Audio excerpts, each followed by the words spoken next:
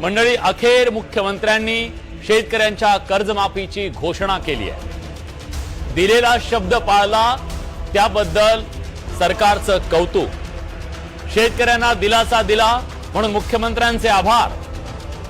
कारण या राज्यातल्या शेतकऱ्यांची अवस्था चक्रव्यूहात अडकलेल्या अभिमन्यू सारखी झाली। अनेक शेतकऱ्यांनी या काळात दम तोडला। अनेकांनी किडन्या विकल्याचं दाहक वास्तव या राज्याच्या समोर आलं। त्यामुळे घाईकुतीला आलेल्या शेतकऱ्यांच्यासाठी कर्जमाफी केवळ घोषणा नाहीये, इथल्या लाखो कुटुंबाच्या डोळ्यात पेरलेली एक नवी आशा आहे। या योजनेला मुख्यमंत्री देवेंद्र फडणवीसांनी पुण्यश्लोक अहिल्यादेवी होळकरांचं नाव दिलंय, जे अतिशय समर्पक संयुक्तिक आहे। कारण शेतकऱ्यांची आईसारखी काळजी घेणारी राज्यकर्ती अशी त्यांची ओळख होती।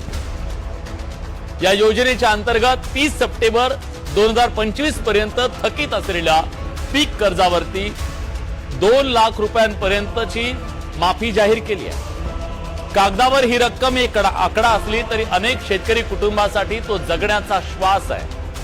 महाराष्ट्रातल्या शेतकरी गेल्या अनेक वर्षांपासून कर्जाच्या ओझ्याखाली दबला गेलाय।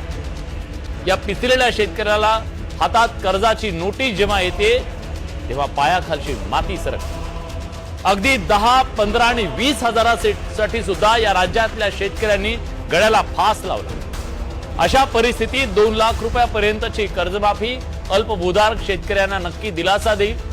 विरोधकांकडून 7/12 कोरा करण्याच्या मागण्या होत असल्या तरी राज्याची आर्थिक परिस्थिती बघता ही मर्यादा व्यावहारिक आहे का? सरसकट कर्जमाफी आर्थिकदृष्ट्या अवघड आहे याची जाणीव आहे। याहून महत्त्वाचं काय माहिती आहे? नियमित कर्ज परतफेड